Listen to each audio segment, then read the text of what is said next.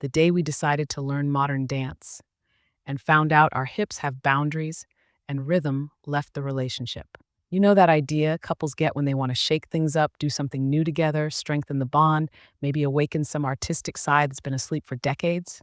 Yeah, we had that idea. Modern dance, art, expression, movement.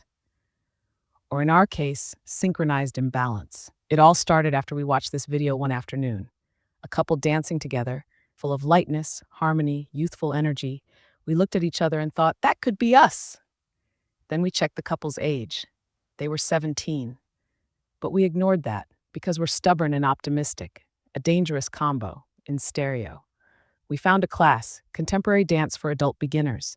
Even the title gave us hope. Beginner, adult, sounded respectful to our knees. We signed up, bought light, breathable clothes, ended up looking like 2 loaves of bread wrapped in plastic, and off we went.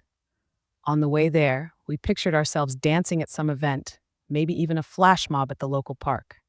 We just forgot to check with our bodies. And gravity.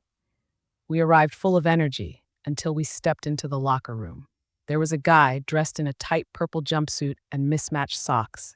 He looked like a retired superhero or a backup dancer from a kids' show, and the problem wasn't just the outfit. We couldn't stop looking, and the more we tried to keep it cool, the harder it was not to laugh. At one point, he stretched sideways, and we had to leave the room to laugh against the hallway wall. We entered the studio, mirrors on every wall, fluorescent lights, ambient music, flute mixed with tribal drums. It felt somewhere between a wellness retreat and an experimental movie soundtrack. The instructor, a woman in her 50s with a calm smile and the physical stamina of an Olympic gymnast. She didn't walk, she floated, and she spoke in this gentle voice, like she was always just one away from enlightenment. Let's begin with a full-body warm-up, from the top of the head to the tips of the toes. We looked at each other like, yeah, this won't end well. First movement, stretch with intention. We tried. My shoulder cracked. Her knee answered with a pop. The intention was there. The body, not so much. The instructor started naming movements like she was reciting modern poetry. Now explore horizontal growth with core fluidity. We froze, looked at each other and thought, lady, we just call that trying not to fall sideways. And right away, it was clear. Coordination was not our thing. She turned one way, I turned the other. She raised her arm, I lowered mine.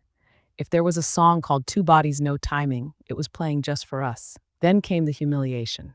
The instructor looked at us and said, couple in the back, come to the front. You'll see better here. We were hidden behind a pillar in the far corner. Next thing we knew, we were the center display of human error. We walked up with that tight little smile that says, we're here on the outside, but our souls already left the building. She tried to keep her posture. I looked like I was fighting an invisible spiderweb. 2 free spirits, 1 shared disaster. Next to us, this older guy was dancing in slow motion with his eyes closed. We thought he might be passing out. You okay, sir? I'm in touch with my axis. We just wanted to be in touch with the floor, to lie down. Then there were those dancers, you know the ones, 3 of them, clearly there just to shine, smiling, flowing, everything perfectly timed. We watched and thought, you don't have joint pain, do you? One of them did a pirouette like it was nothing. We did pirouettes with lower back pain in the face of someone trying to remember their email password. Now fall to the floor with lightness. Look, after 40, falling is a legal process. We collapsed like 2 slabs of marble tossed from a balcony. While I was trying to get up, I had a flashback of the last time I fell like that, tripping over the carpet trying to grab the remote. At least that time the floor was soft, and so was my pride. Then came the spiral transition. She tried a graceful turn. I followed, and nearly took out a standing fan in a foam yoga block. The instructor gave us this compassionate, artistic look and said, you two have interesting bodies. We answered together, we know. But the real enemy was the mirror. We felt like a synchronized couple in a poetic flow. The reflection? We looked like 2 sad, inflatable tube people caught in an emotional hurricane. There was a moment of total silence in the room, and all you could hear was my knee going crack, crack, crack with every step. I swear a lady turned around thinking it was part of the soundtrack. And of course, we had the brilliant idea to film a bit of the class on our phone, just to show the family, we said. When we watched the video, you could see me with the headband falling over my face, her pulling me off beat, and in the background, another student falling in slow motion. We became a GIF. Even today, our nephew sends professional dancers every time someone mentions art in the family group chat. Then came the sentence we feared. Let's switch partners. Excuse me? We looked at each other like, you go with who, and I go with what? She ended up with this very enthusiastic guy, already spinning his hands like he was warming up for Broadway.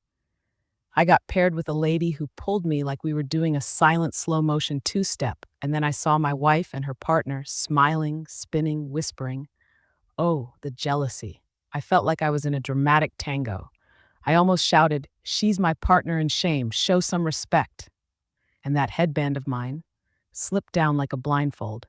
I danced blindly for a good 15 seconds. When I took it off, I was spinning in the opposite direction from the entire class. She was crying from laughing. Now it's time to improvise. Release what's trapped inside you.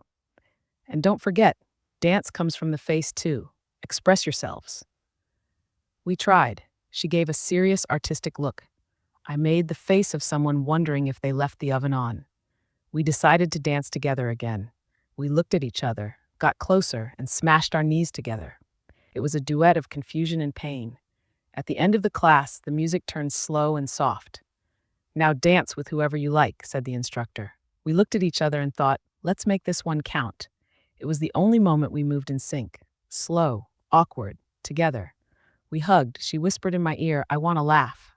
I replied, if you laugh now, I'll collapse. We spun like two tired penguins in love. The rest of the class thought we were moved. We were. By sciatica. At the end, the instructor smiled and said, now volunteers, who'd like to repeat the sequence on their own? We tried to hide in the back. She pointed at us. You too. Such stage presence. We had presence, sure. Coordination? Not so much. We got everything wrong. The class applauded. I thought it was irony. She thought it was sarcasm. Turned out, it was pity.